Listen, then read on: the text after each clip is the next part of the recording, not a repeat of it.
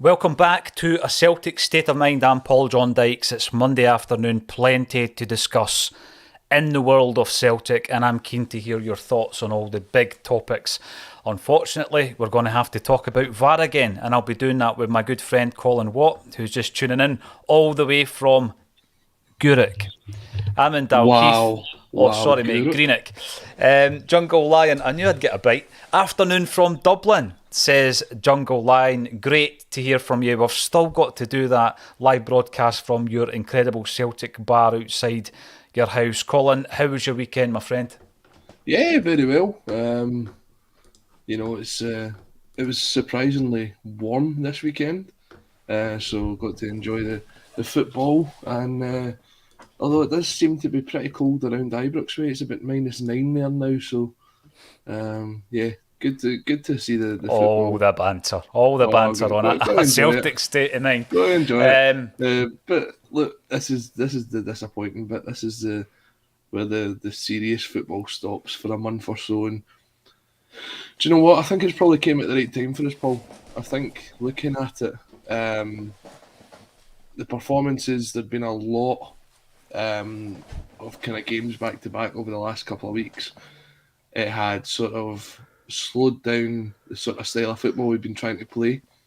And I think this period that we do have off, as frustrating as it is, we'll get the guys back sharper, fitter, stronger. Just like Ange says, we'll come back. Is there a song in that? Was it Daft Punk? Probably, although there was a Kanye West remix, but he's probably not the right person to be speaking about it this time. I like Kanye, man. What's he done that I don't want to attach myself with him, that I'm unaware of? I do like him as a musician, I've got to say. Paul, where have you been over the last couple of weeks, mate? In this studio. You know that. Yeah, you just take a... I've got a Z bed underneath this desk, mate. I never leave this place. You just look up what Ye's been doing over the last couple of weeks and you can see he's not worth attaching himself to. Oh no, have I just done like a Gary Glitter thing? Like, is it as bad as that? Right, I will not quite check that. bad, but we're getting there. But no, I mean, seriously though, it is good. I think over this period of time, we'll be able to come back looking better, and hopefully the rest of Scottish football, and especially the referees and the VAR system, will use this time wisely to understand what they've got in front of them, because at the minute they've got this new toy that they don't know what to do with it, and they just keep getting things wrong. See the thing, Colin, right? Just before you came on, I gave a wee rundown of some of the topics we'll be covering, and I keep saying this week on week, it's going to be great on a Monday where we don't have to talk about VAR, its misuse and everything else that happens in the fallout of that. But again, it was part of the performance at the weekend. It was part of the reason that it was as tight as it was. I get what you mean. There has been a lot of kind of tight games in terms of the scoreline over the last couple of weeks, Colin, and often, you know, a break is all you need to regroup, and obviously we can go again, to use that overused cliche in football, once the guys come back from Australia. We'll be having a wee chat about the Sydney Cup. We'll be talking, unfortunately, once again about VAR, although I don't think we'll use that as the first topic. I want to have a wee chat about Jota in relation to the World Cup, and we'll talk about the World Cup as well. Who's going, who's not going, who's the shocks, Jackson Irvine, all that stuff. We chat about a couple of the players who have come back into form after getting some stick, like Kyogo and Maeda. Ben Doak and the few youngsters that are away to Sydney, Colin, and what that means for their careers at Celtic. I want to chat to you specifically about Matt O'Reilly. We had a wee disagreement about 4 weeks ago about his performances within the new role. Have a wee chat about that. Haksabanovic and the impact that we can maybe foresee in the second half of the season from him. Hatate, the brilliance of Hatate. Today is 1 year since we lost the great Bertie Auld. We'll be having a wee chat about him. David Turnbull, who's came back into the mix. And of course, we'll have a look at the Sydney Cup. We'll be covering all of that as well. James McKenzie should be joining us at some point, Colin. He will be the third arrival on the Axon Bulletin for Monday. We've been busy organising the charity single. That's going to be with you very, very soon. We're just talking about the promo video at the moment. It's sounding absolutely tremendous, I've got to say. Very excited about it. The Wakes are a band that you'll be well aware of, and they have a fantastic reputation within the world of Celtic. And to be honest with you, I'm just blown away with the fact that they not only did they agree to get involved, Colin, they've basically grabbed the baton and ran with it. You know what I mean? They've done all the recording in Glasgow. They've turned what was a demo into their own tune. They've put their stamp on it. You dream about these things like, can it become a terrace favourite? Can it become one of these songs that is played in the bars in and around Glasgow at the weekend? You hope it can. But, you know, I've been doing, obviously, my retrospectives on the old VHS videos. Celtic fans and musicians have been writing Celtic songs for a long, long time. Some of them disappear without trace. Some of them are long-standing, and I hope this is the latter. It's all for charity, of course. Colin, I'm going to start off with Jota. All right? You're a Man U fan. Am I right? Are you? No. That's No. Declan, eh? That's Who's your Declan, England? yeah. Who's your English team? Liverpool. All right, so I've just completely insulted you there. That's fine. Yeah, just a tad. We've got a couple of Man U. I say fans. It's their English teams. Declan and JP for sure. Favour Manchester United. There's a big hoo-ha, as I would say, around a certain player at Manchester United at the moment. Speaking to that individual for that platform and that newspaper, before I even hear what you've said, mate, I've lost all respect for you. However, you speak about Jota's dream. Remember the very first press conference he gave when he joined Celtic, Colin? Yep. He's talking about Ronaldo being his hero, and he's just this wee Portuguese kid looking up to Ronaldo, and then Jota makes the kind of long list for the World Cup squad, and you know that it must have been a phenomenal kind of dream for him to make the final squad, go and play in a tournament or be part of a tournament with his idol. He scores that free kick even though we're getting beat 5-0. He scores it at the Bernabeu. He's probably thinking his idol playing there. I said that before. I had a theory around how emotional Jota became after that goal. And then you see him and his legacy. And I don't know what he got paid for that, but the legacy absolutely being obliterated with the attitude. Because he's basically throwing the toys at the pram. And the reason I'm bringing it all up, obviously with the Jota link, is we've heard from close quarters how Ange doesn't like to have the star man, the talisman. He likes to build a team, Colin. And I think what you've seen in the last few days is sometimes what can happen if you've got that one guy, that focal point who believes the hype and thinks it's all about them and they're talismanic and they're idolised by their fans. We've not done that. And I know that people say, Kyogo's an idol or Jota's an idol, but we haven't really done that, have we? We've not got that one guy who can become an egomaniac, a monster like we've seen in the last couple of days. I wouldn't say so. I think the last person you have to go that far back to say would be the idol of a team would be Henrik Larsson. And that was completely understandable, but because he was a world-class player, there's very few world-class players over that period since that have pulled on the Celtic jersey and have stuck around as long as what he did. I was watching that fantastic documentary that you posted yesterday with Jim Orr's footage from Seville and thinking back to that period of time, and it was something that Jim said that caught my attention. He says the Celtic team that went to Seville were actually pretty average, and then there was Henrik Larsson. And that's the kind of thing. It's like you can never underestimate how important someone like that is, and what they bring to a team can dictate how successful they are or not. Now, currently with Cristiano Ronaldo, I've got a couple of friends who support Manchester United, and I said to them at the time, he will be the worst thing to happen to your club if he returns. And they're like, no, he's going to bring goals and he's still at the top of his game. And I says, he's just not got it to be part of a team who aren't going to be successful week in and week out. And it's proven fact because, yes, okay, he came in and he was scoring goals at first and he kind of got them playing a bit better, but they still were getting turned over 6-1 by Spurs, and they didn't qualify for the Champions League. They're playing Europa League and stuff like that. And Cristiano Ronaldo still thinks of himself as this ultimate ego god who wants to be at the top of his game. You're going to see him at this World Cup try and pull that team right through the whole tournament like he did at the Euros, and try and say that it was his tournament because he thinks he's this ultimate superior person. And it's one reason why I really don't like him. And when it comes down to the conversation, when people say, who's the greatest of all time, and you go Messi or Ronaldo, I could never put Ronaldo up there. Yeah, it's impressive with all what he's done on the park, what he's won, all the goals that he's scored. But he's a me player. And everyone else that comes into that consideration was all team-based players, your Maradonas, Messi's, players like that. They were all team players who would do the best for the team rather than for themselves. And Ronaldo was very, or still is, very unlike that. And I think when you look at that interview that he's gave over the last couple of weeks, it just shows that. So when you're saying about not having that sort of egotistical player, that's going to be important in building a big squad here. And I agree with that. Okay, Jota can look at Ronaldo and say, that's my hero, and that's completely understandable considering he's Portuguese, he grew up supporting Real Madrid, etc. But what he does have is this grounding. And I watched Jota at the weekend. He was on the side of the park warming up, and it was still at 1-0 to 1-0 to who were we playing at the weekend again? Ross County.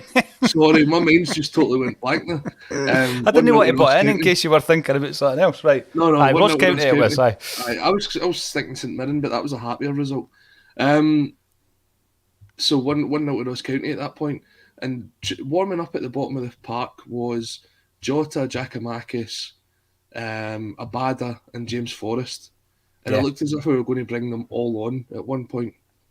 And Jota's speaking to the boy who does the unique angle for Celtic TV, and he's speaking away to him, and he's kind of maybe half warming up, but he's half watching the game, and he's anticipating where he would be on the park to take the passes in.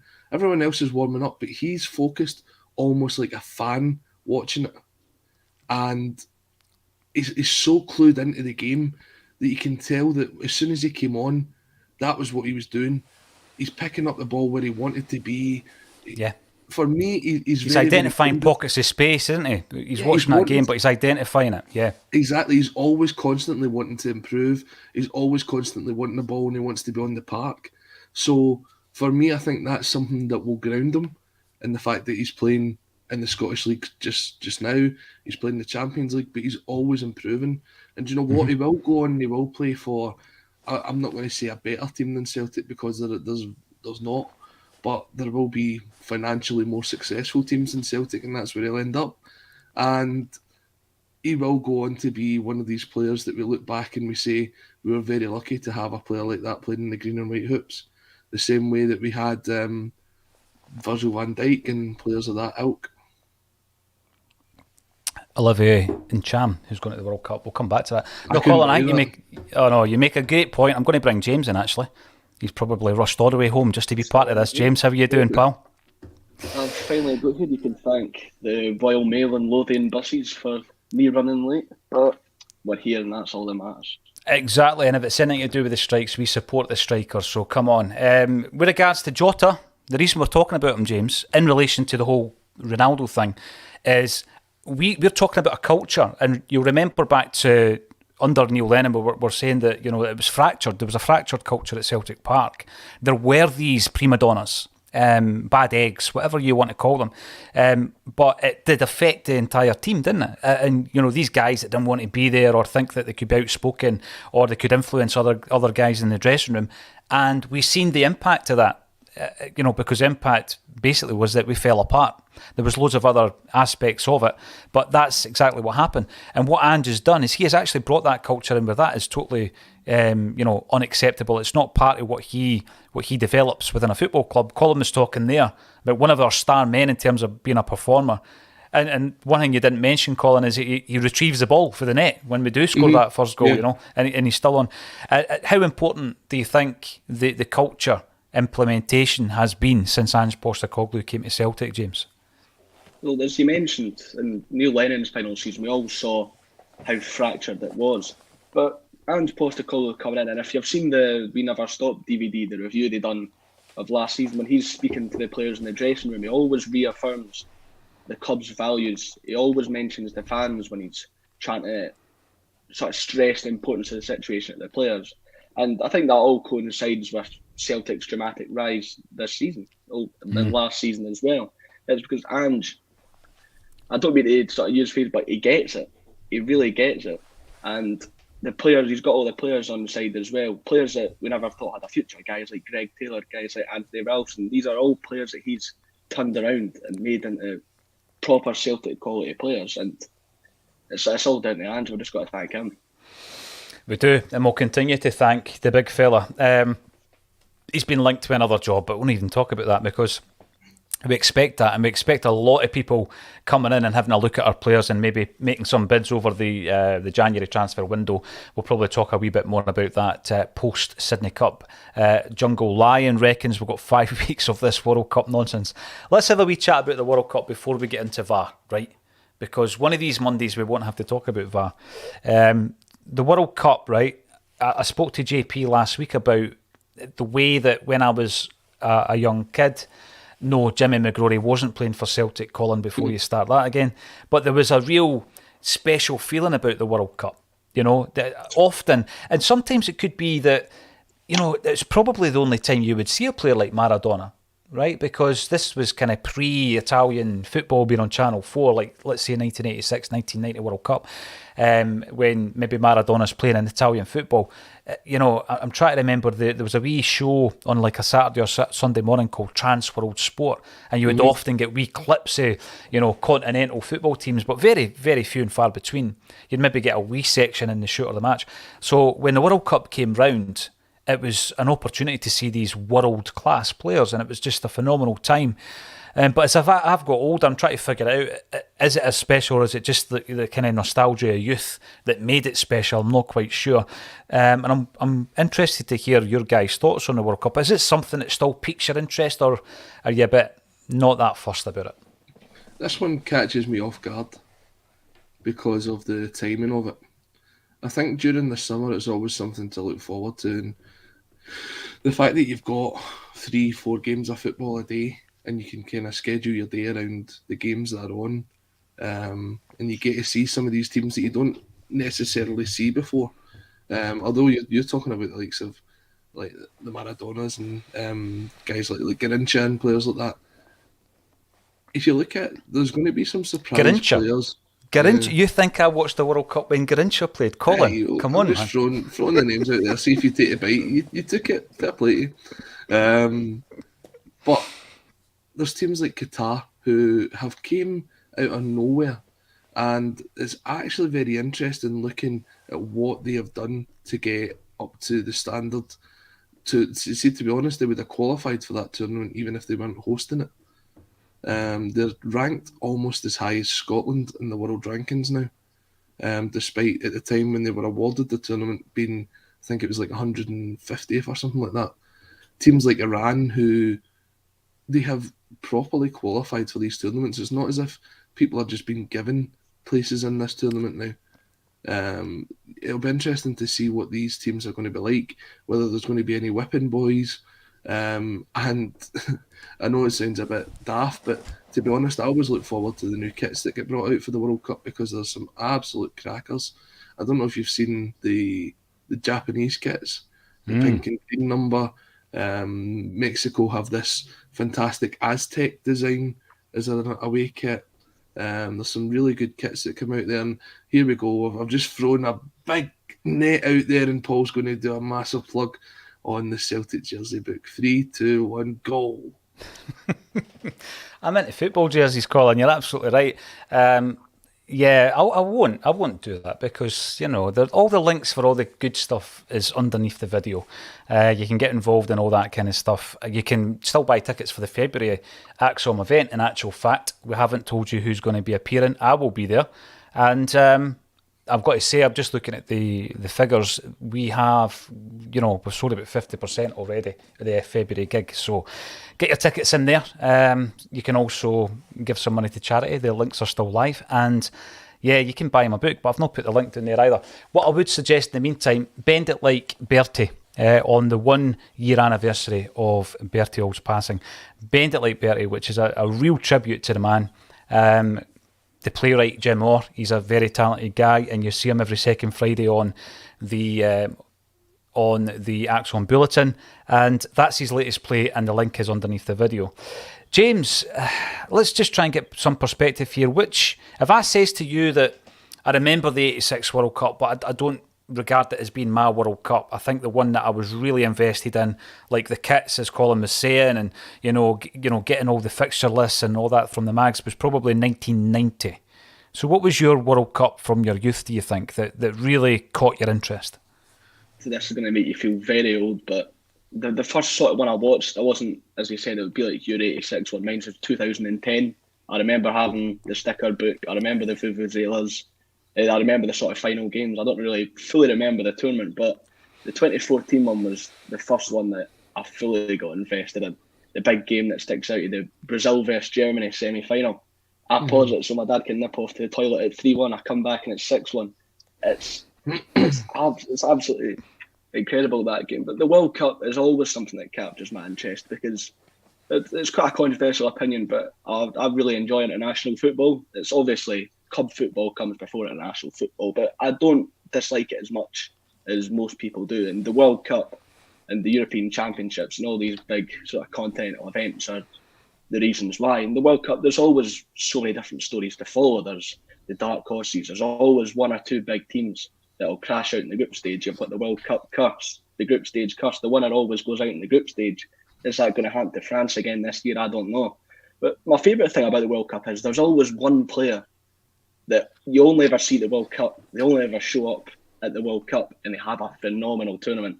I don't know if you know the Mexico goalkeeper. You never see him, but every 4 years he always appears at the World Cup. Guillermo Ochoa, he always pops up and somehow turns into Manuel Neuer. There's always so many different things to follow about the World Cup. I used to always buy the ball when I was a kid as well. I don't know if you remember the Jabulani from the 2010 World Cup. Nobody was able to get that under grabs apart from Diego Forlan. There's so many different sort of stories to follow about the World Cup, and I've gone down a proper rabbit hole there, but I'm a very big fan of the World Cup.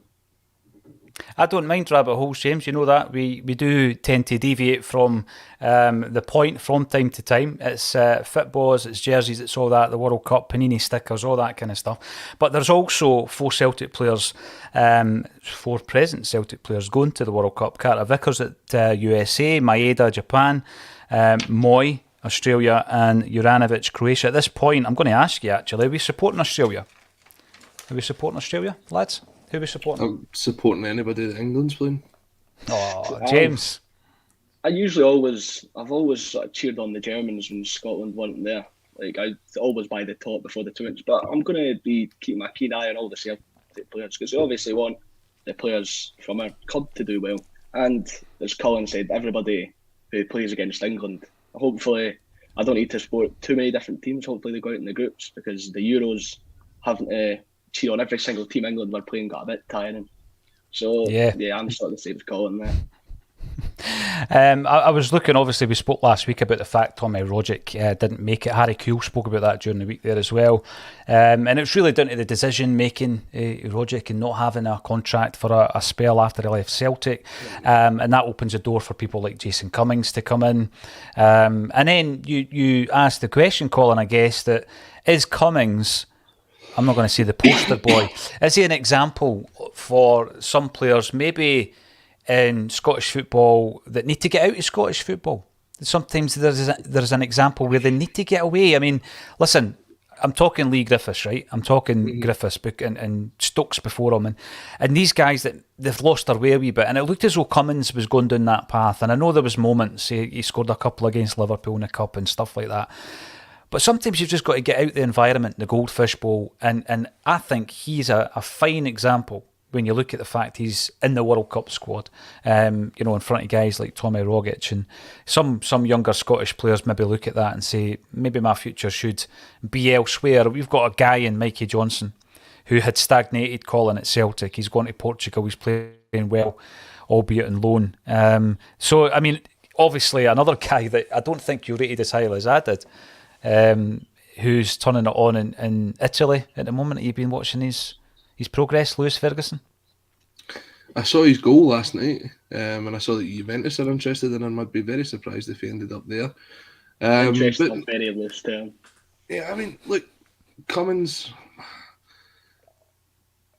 I wouldn't encourage anybody to be like Jason Cummins. I think he's a absolute tool, to be perfectly honest. You're on form today, Colin. He's been pretty lucky, to be perfectly honest. He's done really well down in Australia, to be fair to him, and he's got that connection there through his grandside or something like that. That she was I Australian. think his mother's Australian. Something along those lines. So when you look at that Australian squad, the big misser Tommy Rogic is. I really don't understand what happened to him this summer. I mean, the sort of waiting around for the right deal to come along, and then nothing coming. And by all accounts, it doesn't look as if he's hitting the ground running down at West Brom either. I don't know. I feel as if this was his last chance to make an impression at a World Cup, and he's absolutely blown it. And Yes. I really feel for him because he is a quality player. Was that his finest season last season? Was it his best season at Celtic last year? Probably up there. Up there. What do you think, James? Would you agree with that? that? The Invincible season, Yeah, has been his finest season. And yeah, I mean, James, obviously you've been watching Celtic a lot less time than the two of us just because of your age, but he must be one of the best that you've seen in a Celtic jersey on his day. Yeah, he stands out. Whenever he's, as you say, on his day, he's absolutely phenomenal. And he's always got an absolute cork on him. I remember the one that really stands out to me was his goal against Kilmarnock back under Ronnie Dyler, last dying stages at Rugby Park. He can pull out magic at any point. Maybe a bit too inconsistent, but he changed that last season. And that's why I would agree with Colin as to that, why that's probably his best season at Celtic. It was far more consistent with his performances, and the team benefited greatly from that. And I just don't understand how I don't get how he's not been picked for that Australia team. I think, because I looked at the squad, and I think maybe second to Aaron Moy, Tom Rogic would be the best player in that team. So I just don't understand. I know he's been without a club in the summer, but Dani Alves has been called up to the Brazil squad, and he's been without a club for God knows how long. So I don't get how Tom Rogic doesn't find a place in that Australia squad. I think you find that with a lot of the international teams. They pick some players on their form, they pick some players on their experience. And when you're going to a big international tournament like this, then you do need that experience. I can see why Dani Alves was picked for the Brazil squad. He might not play the games, but having that influence in the dressing room, we spoke about that at Celtic. Likes of still having James Forrest and stuff about. It's very important, especially when you're hoping to progress. And I don't know, I think you're picking guys like Jason Cummins, who, as you say, were playing for Shrewsbury 2 years ago, never really done anything on the international level before. There's quite a few players like that in the Australia team. Guys like Harry Suter, who's transitioned over there as well, not really played at the big tournaments. You're just thinking, like, it would have been good to have someone with that experience in the Australian team, but whether they regret it or not, we'll just have to wait and see. If it was me, even taking the sort of green tinted glasses off, I think he would have definitely been part of the team. I mean, you look at some of the other countries that pick up players that are even out of contract, that don't even have a team, and they just keep them around for the experience. It can be important. It can. I used an example a couple of weeks ago where Billy Bingham had a master plan to try and get George Best in the 1982 Ireland squad, and Spain didn't quite pull it off, almost did, and he realised this boy's not going to be playing all the games, but to have the experience here, a wee bit of magic on the bench, maybe if you needed it, to bring on that magical element that the likes of Best had.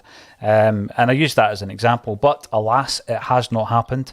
Even Olivier Ncham is going to the World Cup, but that's about as much as I want to say about him. Paul McLean, I won't be watching it either, not through principle, just not interested. And the reason I'm saying that about Ncham is because he's one of those guys we were talking about. You know, the change in culture, getting rid of the prima donnas, the bad eggs. He was one of those players that, you know, was a bad influence in the dressing room. Therefore, when he leaves the club, good fortune to him. I was going to say good riddance, good fortune to him, and hopefully he has a brilliant World Cup.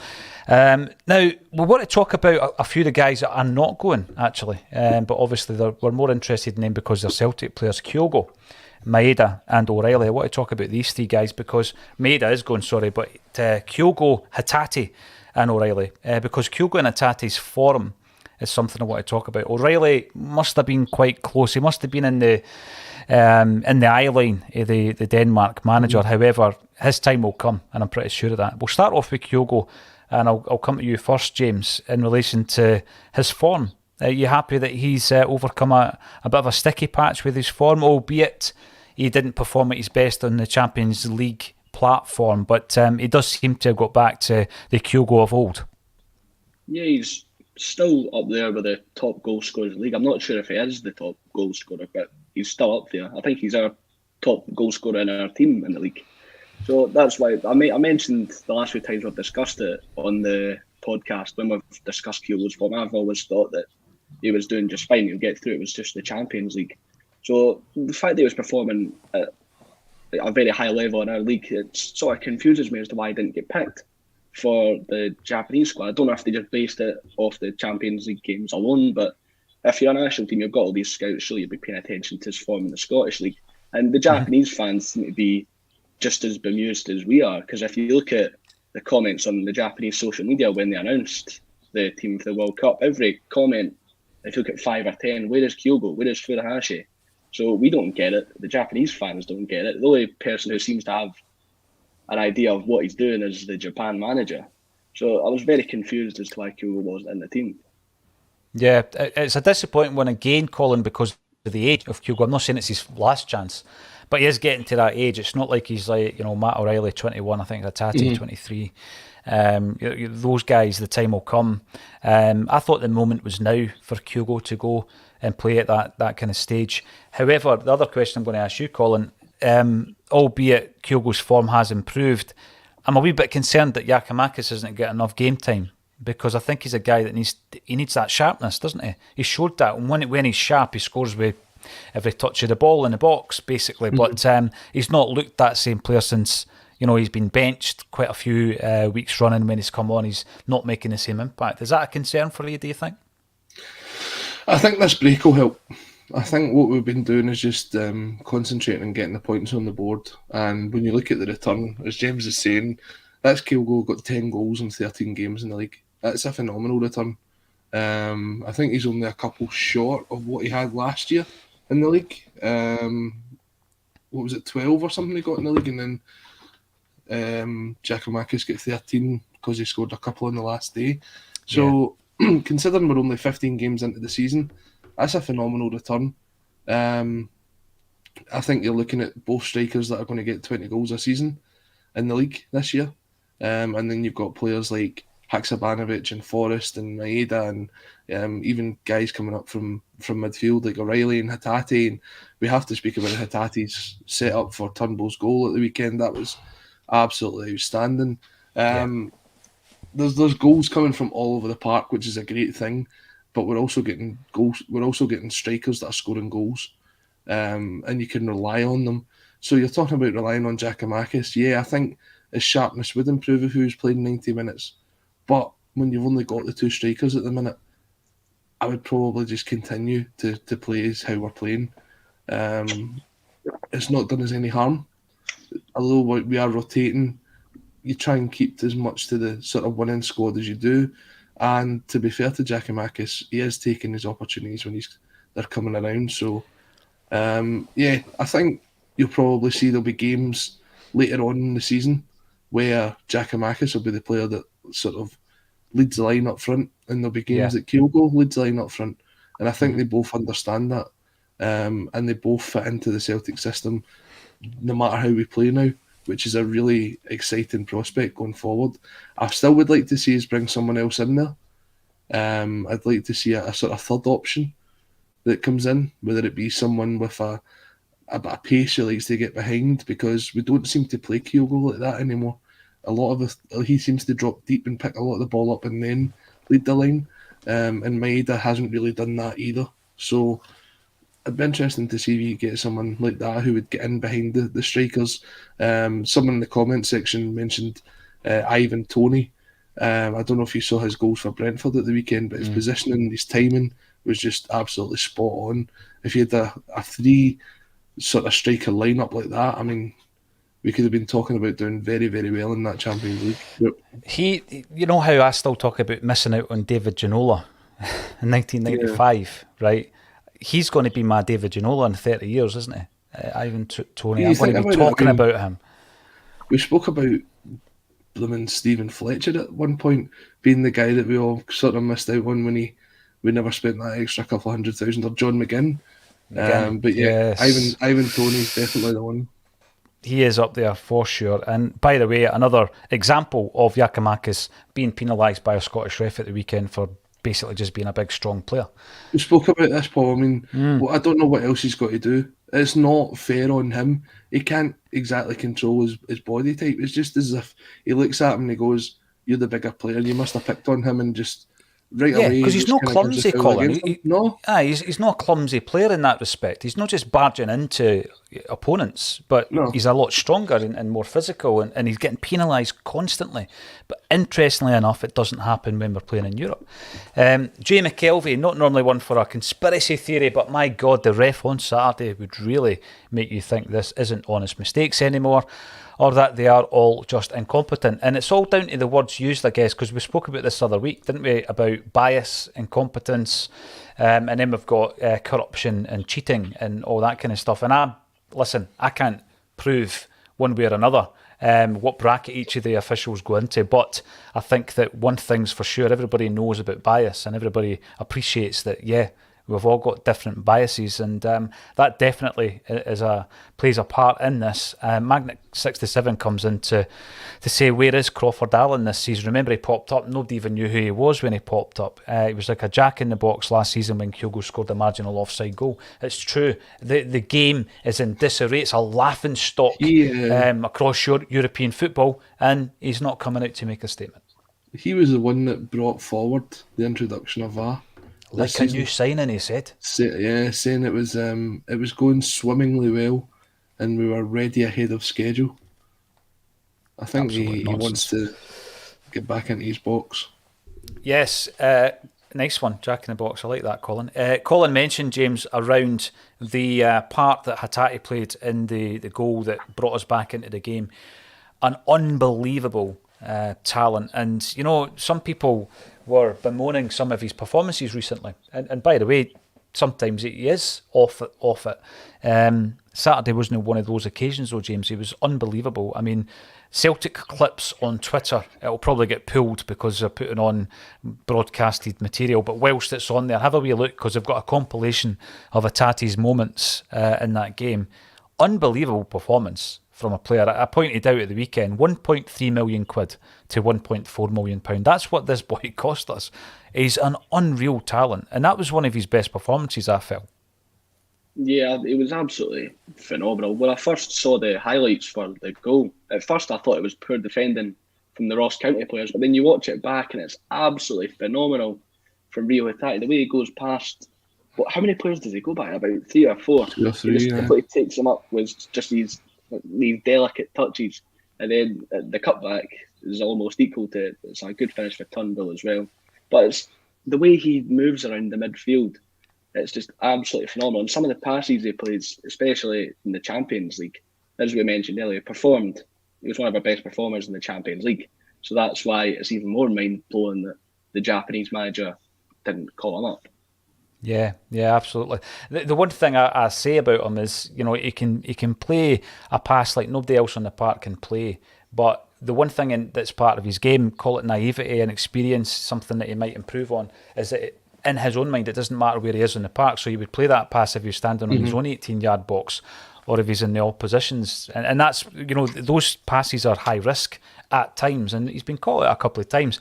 But when you then see him in full flow like we did at the weekend, Colin, you think to yourself, wow, is he going to be one of the guys that the Vultures are going to be circling Celtic Park for this January?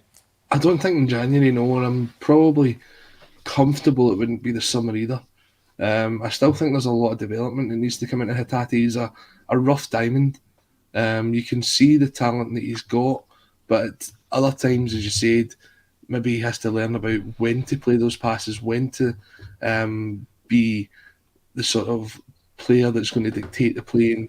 But like, you give him a couple of yards in a box, and you saw his goal against Motherwell. That was outstanding. The assist on Saturday was second class. It was world class. Sorry, he was just. To me, at times, he's a very much luxury player. He's one of those players that if you're playing well, it's great to have him in the team. But if he can get to be one of those players where you're digging out a result like we did on Saturday, and he can play that influential part, which is now seems to be adding to his game, then that is going to make him absolutely pivotal and make him one of the first picks on the team sheet. Because all we keep talking about is how can we get through these 10-man defences. And you saw that on Saturday. As soon as it got to about 40, as soon as it got to 50 minutes or so, it was just 10 men behind the ball. And how do you get through that? And we spoke about this for years and years and years about a Celtic team that would struggle to break that down. Now we're getting in behind, we're getting out on the wings, we're doubling up on the wings, and you've got players like Hatate who are technically so great that you can play those sort of 1-2 slick passes just on the edge of the box and then bring yourself in. And once you're in that 18-yard box, nobody wants to touch you because they're going to try and, if they bring you down, there's every chance it's going to be a penalty. They might stick their hands out because they might just get away with that one because handball doesn't seem to be a thing. But it's very difficult when the ball's at a Celtic player's feet in the 18-yard box for the opposition to get near them. And Hatate's quick feet, he puts it across. And what was really exciting for me was there was 2 or 3 players lining up on the 6-yard box ready to tuck that ball away. Yeah. And times before you'd see these passes going across and there'd be nobody there. Now you could see as a team we were really going for that. The other player, actually, Colin, you were talking about goal contributions. The other one I would throw in is probably Abada, whose contribution is excellent when it comes to goals as well. But you're right, Hatate's body movement as well. He takes 2 or 3 of the guys out just with the movement of his hips and his shoulders. He's phenomenal at that. The quick feet of Hatate, we've seen that with his goal the other week against Motherwell, it was, wasn't it? Where he dinks it. But you've got other players like Haksabanovic, who is very similar in the box. Jota and these guys in the past, I think that we relied heavily on shots from outside the box, and remember when they weren't coming off, it was a problem. I don't think we rely on them so heavily now because we do have these creative, entertaining players who are able to somehow find space, regardless if it's a 10-man behind the kind of ball scenario, which we do face on a regular basis. Red Scotland, Hatate's contribution to the equaliser was exceptional. Messi does that, you applaud him. Ronaldo does it, you don't. Same for Hacksaw, sublime finish. The work of 2 top players, by the way, clearly, certainly on form. Now, what I'm taking from this as well is the mention of Haksabanovic. I pinpoint an interview that he did the other week there in the presser, I think it was. James spoke to him, actually, and he was talking about the fact that he wasn't quite there yet. He didn't feel as though he was sharp enough, but we're seeing elements of his game, James, that when he is sharp enough and when he does get that run of games as a starter, I mean, he's a game changer as well, and he showed again on Saturday that he can do that. Yeah, he's such an intelligent player on the ball. For the goal, he has no space at all. He has no right to be scoring that goal. I saw a clip on Twitter, I think it was compared to a Gary Hooper goal at Ibrox a good few years ago now. He has no right to score that goal, but you made a very good point there, Paul. He looks like he's very much coming onto a game. In the last 3 games, I saw a wee stat, he's averaging a goal every 55 minutes in the last 3 games. So he's really stepping up his form. So it might be a bit unfortunate for him that the World Cup's coming now, but we have got the 9-point advantage. So for the team overall, we can sort of look to come back even stronger. I saw Rio Hatate post on Instagram. It was we come back stronger. It was almost as if we'd suffered a defeat. So if we're going to get stronger after this, then I wouldn't want to be a supporter of any other team in the league right now. No, you're spot on. I think what Ange has done is he's assembled a team, and there's a few players in there, Colin, who probably do have a point to make. You know, Joe Hart's an obvious one, right? Where it was almost as if he was put out to grass and he was, just counting the moments until he retired, and then he's been given this opportunity at Celtic to play in the Champions League and be adored by a fan base again, something that he'd probably not had for a while. You've got guys like Hatate who were 2 years into their senior career, had played less than 100 games prior to coming to Celtic. Largely unknown probably outside of Japanese football, and we've put him on the Champions League stage. You've got a guy in O'Reilly, played third tier English football this time last year, and I just think Haksabanovic probably comes into that category as well, because after an incredible start to his senior football career, it kind of dips a wee bit after the move to West Ham, and he's building it back up. And if you get the right combination of these guys with the right hunger, Colin, I mean, I think that is dynamite. That is a proposition. And often, again, it goes back to the original point we made. We don't have the prima donnas. We've got guys that have got something to prove. And I've mentioned quite a few of them. I think Jota's in that category. He was a prodigy when he broke onto the scene. Everybody thought he was going to be a regular for Benfica and for Portugal. It didn't happen. So he's come away. Carter Vickers is another one. You didn't know where he was going to end up. He was living a nomadic football career, 7 or 8 clubs on loan, and we've assembled them. So we don't have that element that's going to actually be the bad egg. And I think that comes into Haksabanovic as well. How impressed have you been, Colin? Yeah, definitely over the last couple of weeks, he's certainly someone who has come on, and he's another one who, when the ball gets to his feet, you're thinking, right, what's he going to do next? And that's the kind of player that we long for at Celtic Park. I mean, going back a couple of years, it was when Paddy Roberts got on the ball. What's he going to do next? Now it's when Jota gets on it, when Maeda gets on it, when Haksabanovic gets on it, when Abada gets on it. Even now, sometimes when James Forrest gets on it, when he's coming back into form, you're thinking, right, what are we going to do here? What are we going to do next? And I was just kind of looking up the stats there. Across the sort of forward line, and we're talking here Haksabanovic through to Forrest, and including guys like Maeda and Abada, and the kind of key strikers, they've got 47 goals already between them. Stunning. Yeah, stunning. It's incredible when you look at how many goals is coming in. I mean, Lil Abada's almost got 10 goals this season. Jota's on 7. Forrest has got 5 or something like that. You feel as though Abada's not got started yet? That's astonishing, that stat. Because you do feel it's been a bit of a stop-start season for him so far. And it has been. I mean, there was this kind of opportunity on Saturday, and there wasn't really anything that he'd done. Do you know what I mean? When he came on, you look at it and you're just thinking, we don't rely on the one player anymore. No, that's even right. Going back to the sort of the Neil Lennon teams, or even Brendan Rodgers' team, where you kind of relied on one player to kind of get the goals, whether it be Dembele, whether it be Edward, and the rest of the team did score the goals, but not to the extent that they are doing now. And it's absolutely frightening to think that you've got that squad depth in there now, with the likes of Haksabanovic, as we've been speaking about, who you think, do you know what, see, after 60 minutes, if you're going to try and turn the game around, you're bringing on almost like for like, if not sometimes you're bringing on better players than what was coming on, what started the game, especially when the likes of your 3 subs on Saturday were Jota, Giakoumakis, and I think it was Abada was the 3rd sub. And that must be so frustrating as a player in the league, where you think, do you know what, we've done so well so far, kind of tiring out, let's just see it through at the end of the game. Bang, on comes 3 internationals, ready to go and run at you again. You must be like, nah, come on, sub, get me off. I'm done. A wee hammy. You were talking there about having that expectations at Celtic Park when somebody gets a ball, and you're right, the guys you mentioned, you were on the edge of your seat. And I felt the same when Frimpong first burst onto the scene. I thought Frimpong was one of the guys. Every time he got the ball, you thought, what's he going to do next? a real impact. The other ones, again, a young Aidan McGeady was like that. I remember a game against AC Milan, every time he got the ball, Yeah. you know, it was almost like you could feel it, the atmosphere lifting in the stadium. And of course, Paddy McCourt.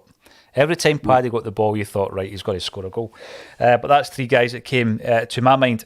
Now, I'm going to come to Colin after I speak to yourself about Matt O'Reilly, James, because Colin and I had a wee disagreement on Matt O'Reilly a couple of weeks ago. By the way, I tipped Hatate for being Scotland's Player of the Year this season. At the start of the season, pre-season. I did as well. Yeah, so we'll see how that one transpires. Matt O'Reilly, I think he's taken to this slightly different position like a duck to water. He's probably feeling a wee bit hard done by that he's not in the World Cup squad, but I tell you what, the very fact that he was in the manager's thoughts would show that his career is on the right track. James, I think he's been absolutely superb this season. He's been phenomenal. And like Colin said about Hatate, I don't think it's the right time for O'Reilly to be moving anywhere. But what happens, the big question for me, what happens when McGregor comes back, James? What do we do with Matt O'Reilly at that stage? I think it's a pretty easy decision for the manager to make. I think you push him back forward and have him and Hatate with Callum McGregor behind them. And just when you were speaking about it's the wrong time for Matt O'Reilly to move on to, I'd agree with that. I think his agent or whoever's in his ear is a very smart person, because they picked out their Celtic move in January at the exact right time for Matt O'Reilly. So he will move on when the time is right. The Sharks are circling. There's a lot of teams that are getting reported to be interested, it seems, on a weekly basis now. So I'm getting a bit worried that we might lose him, but he's got such a high ceiling. I think him and Abada are probably the two players in our squad with the highest ceiling in terms of potential. But just on the question there, I think he's got to go further forward. You can see, even sitting from this deeper role, he's always looking to go forward and get the play started. So I think he'll move further forward back with Hatate. Yeah, it's a wise move, Colin, when Callum McGregor comes back. I think sometimes we forget that McGregor, I'm not saying he's in the twilight of his career, but he's late 20s now. He has, for a number of seasons, played more football than anybody. He's obviously had an injury layoff this season, but do you think it is just go back to the formation and the shape that James explained there with regards to Hatate and O'Reilly being a wee bit more advanced? Yeah, I'd say so. I think you're now seeing, as you mentioned there, the best of Hatate when he's getting played into those further forward positions. O'Reilly, I think, did take a bit of time to adjust to playing into that number 6 role and wasn't playing at his best until probably, I would say, the game that sort of turned it around for me was the Livingston game. I thought in the Livingston game he sort of controlled the game, he understood his role in that team, especially when you had the big striker who was causing a bit of trouble for was it Carter Vickers that was getting a bit of trouble for the big striker at Livingston the other week. And then obviously he's got to play that role against some of the best in the world, against Real Madrid, and you're not going to judge anybody like that. I think his best position is further forward though. I think he can dictate the game better when he's playing further forward. He can find that pass, he can get himself involved. I did find it quite interesting that there was I think it was an Opta stat thing came out the other day, and they were looking at the top 10 goal contributions across the league, and it was both himself and was it Hatate? I can't remember who the other Celtic player was, but they were the only two in the Celtic. They were the only two in the top 10 from Celtic. I'm thinking, I felt as if it had been a while since I'd seen maybe an assist from O'Reilly or anything like that. Obviously, he does put in the set pieces, but if you go back to sort of his earlier performances for Celtic when he first broke into the team and he was playing at Tynecastle, and how much he dictated the game that day and how much he kind of created the chances, I think you're not seeing that as much because he's been sort of pushed back into that number 6 position, and that's bound to happen. He's accommodated himself well in there, but I think with everything that he can offer to the team, it's a no-brainer to move him forward at the first opportunity. Yeah, we'll see what Ange thinks when that happens. The Urban Culture, I like that Hacksaw guy a lot. Hacksaw sounds like a WWF wrestler. Sorry, lads. Jim Hacksaw WCW. Hacksaw Jim Duggan. That's what Hacksaw it is. Jim Duggan, yeah. Hacksaw Jim Duggan. There you go. Joe Hamilton, cheers from Austria. Good to see you, Joe. And let us know where you are watching Celtic State of Mind. I will be in Manchester on Wednesday. The little grid on the right-hand side of your screen there talking about awards, etc. It's always an absolute privilege that AXOM is nominated for national awards, and a massive part of that obviously is the people that tune in and support us and share things on social media and tell their pals about us and subscribe to the channel. And this year we're up for the best in video creation, which is a wee bit different because obviously streaming is one thing, but to get the video creation nomination is a real accolade from our kind of camp. And if you like what we do with the videos, as Colin said earlier on, get onto the channel and watch the Jim Orr Seville story, because Jim, being Jim, had the foresight to take a camcorder to Seville. And so he's got some brilliant footage. And then he came into the studio and he spoke us right through the whole journey of us qualifying for getting into the final. His own journey with his mates to go over there, and some of the handheld camcorder footage is just dynamite. And at the very end, I'll not ruin it for you, but there's a nice wee last few minutes at the end of that as well. And as Colin said, that's the kind of things that we like doing at Celtic State of Mind. It takes a wee bit longer, obviously, to film and edit and all that stuff, but there's a few more of those coming your way. I've been given a massive amount of unseen archive content, footage, camcorder stuff from the Save Our Celts for Change movement as well, so that's all coming on the channel. So get on there and subscribe to A Celtic State of Mind on YouTube. We're heading towards 20,000 subs. If you want to come and meet us in person and get involved in the live event, then we've got one coming up in February. There's, I think, about maybe 80 or 90 tickets available for that. We'll tell you who the special guest is going to be. And I promise, I'm never going to pull the rug from under your feet. I'm not going to sell it out and then announce a player that you don't want to see. I can guarantee you I wouldn't do that. That's for sure. February's guest is Craig Beattie. That was a shame. That's a shame.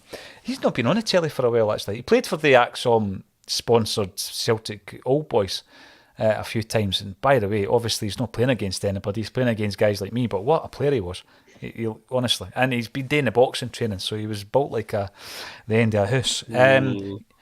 Last thing I want to talk about before we get on to VAR is Bertie Auld. 1 year ago today, we lost the great Bertie. And I shared you'll remember the TIFO that the Green Brigade organised for Bertie after he passed away. An absolute legend, and it's always important, James, young and old, for fans to remember our icons. So I always look back to what Bertie gave to the club. What a character as well, though, eh? I mean, see, when you talk about personalities within Celtic Football Club, what an individual, what a character. And anybody that played with him basically said he acted like a captain. He acted like a captain in the dressing room, on the park. And he was an ambassador for Celtic Football Club. James, did you ever have the opportunity to meet or speak to Bertie Auld? Yeah, I had the chance to speak to Bertie Auld outside the Celtic Park. It was before a game a good few years ago. I was there with my dad. Obviously, as a football player, he's a Champions League winner. That's all that has to be said about Bertie Auld. But as a person, I was maybe around 12 or 13 at the time, and he gave me the time of the day, has a proper conversation. He doesn't need to do that. He's got maybe about 50 other people there desperate to try and get a photo with him, but he was giving me the time of day. And you see all the stuff he does for the charitable appeals for Celtic as well. Just before he passed, he was a part of the Christmas appeal advert as well. He does so much charitable stuff. Everybody knows how much of a gentleman he is, the stories he has, an absolute character and a phenomenal football player. Yeah, without a doubt. And he played in 3 European finals, Colin. He played in a European final before he came to Celtic. The story of him in the tunnel, starting the Celtic song, all that stuff, it's almost myth-like, almost like a fairy tale. But it is important that we always look back on the likes of Bertie, isn't it? It is. He's one of a very rare bunch. Such a outstanding gentleman. As I said, when we were speaking about him last year, him and my fiance were pretty close because she worked in the stores when he would maybe travel out, and they got to know each other really well, especially around about the time of the Lisbon anniversary. And every time he'd see her, he'd stop her and ask how he was doing, ask how the family was, tell me to go out the road so that the two of them could get a picture and not the three of us. But the man was an absolute gentleman, and we had the pleasure several times of having him down at the Greenock CSC. And I remember one of the first times actually, Paul, me and you met was the Lisbon anniversary. Yep. And I'd just travelled back from Lisbon, met up with yourself, and we were told that Bertie was going to be there, but he could only be there for, 10 minutes, 15 minutes. He had to go somewhere else. Came in with the trophy aloft, singing the songs. 2.5 hours later, we had to pull him off the stage because he was miles late for his next appointment. He loved having the Celtic fans in his hand and just kind of having them listen to every single word that he had to say. And he was just one of the most kindest, honest people you'd ever meet. And he's a massive loss. I didn't realise that today was a year to the day, and that's actually hit me. He's a miss around the place. He's a miss around the club, and the word legend gets used far too often, but he is a legend of a person. Undoubtedly. And you're right, I think it was the first time we met, Colin, and Bertie was there, holding court. And he had the Hollywood good looks when he was, in his prime and all that. It was just absolutely phenomenal. And I love reminiscing about the Lions, I really do. One final word from Axon before we go. We didn't want to speak about VAR for an hour. We probably could have done. Another shocking performance at the weekend from the referee in more ways than one. What's going to happen, do you think, James? I'll come to you first. What's going to happen with this? I mean, it needs to come to a head. There's been some rumours that obviously Celtic are in some kind of summit with the Beaks, the High Hegians. Something has to change, because when you look at the decisions, it is every single week there's something that's absolutely bizarre, to say the least. And even, Ange has spoken about it. He called it out with his comment about the Hearts penalty. Matt O'Reilly's called it out, and Michael Nicholson spoke about it at the AGM. So the club have, on all different levels, called this out. It's not good enough. What's going to change, do you think, if anything, James? I don't think anything's going to change. I think enough media attention and enough fan outcry and managers speaking out will sort of apply some sort of change, some sort of hesitance from the referees. That could be for better or for worse, but just on the refereeing performance of the weekend, everybody's been spoken about to death, but I didn't get to see the full game. I'm just going off the highlights, but that penalty is one of, if not the worst I've seen awarded by VAR since its introduction in the country this season. And also the thing with the Ross County goalkeeper, where it was a proper, what's it, he puts the ball down, picks it back up, puts it down again, something like that, and then he blew for a Celtic foul. It's absolutely ludicrous. I'm not sure if David Munro's always been in the Premiership, or if he's one of them they've brought up from the Championship, the introduction of VAR. He was brought up. Well, we can sort of tell that here. It's not cheating. It's just incompetence. It's just out of their depth. They shouldn't be. He's gone from refereeing Championship games to a 60,000 crowd at Celtic Park. It's absolutely ludicrous how people like him are getting the job. He should be maybe doing some other refereeing job. Just keep him down in the leagues. Yeah, I'd agree with that. Colin, we've spoken about it a lot. The club have called it out. They tend to do their business in private. There's not a great deal more they can do, but it seems to be dominating our broadcasts game after game because it's getting worse. The standard is getting worse. Like, here's the thing with VAR. Scottish football is not ready for it. The referees are not at a level where they understand fully the best way to approach how to do it. It's as if they've saw someone else do it down south and went, all right, we'll just copy that, and that's how we'll do it. They don't actually know what they're doing. That penalty decision on Saturday is arguably one of the worst that has been given at Celtic Park. The ball is not even clear that it's in the box. I don't know where the hand was meant to go. I don't see anybody apart from maybe one Ross County player actually appealing for it, and I think he was chancing his arm when he was doing so.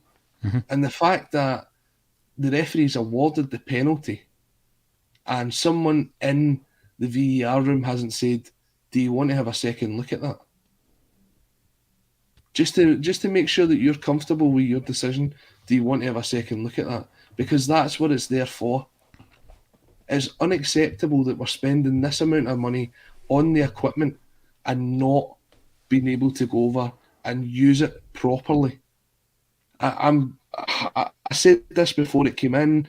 Scottish referees, they're not, in my opinion, I don't think they're cheating. I just think they're absolutely shocking. And it's like giving a go-kart driver a Ferrari and saying, well, the basics are the same, just go and drive it, and not understanding exactly the power and everything else that comes behind it. They've just got no clue how to use it. The fact that they rushed this in shows how much they think so highly of themselves, and yet when it's coming into play, it's not just Celtic, it's not just Aberdeen, it's not just Hibs, it's not just Hearts. Every single team has had a dodgy decision that when it's went to VAR, you're still going, that's not right. No, Every single team. Yep, and we will continue to raise our concerns until such times that it improves, if indeed it ever does. Last words of this afternoon to Kevin Graham, poet. Jim Orr took a camcorder. I only took one pair of shorts and pants. Well, Kevin Graham, we know what Jim's like. Jim is a man who has the foresight, absolutely. And here we go. That's another broadcast under our belt for a Celtic State of Mind. I will be down in Manchester on Wednesday. If you want to buy some merch, support the channel, subscribe to the channel on YouTube. All our links are underneath this video, and hopefully we can come up the road with another award. But even if we don't, the very fact we're in the final again, I think is testament to the hard work of our team at Axom and to everybody who tunes in. So thank you all for getting involved with a Celtic State of Mind.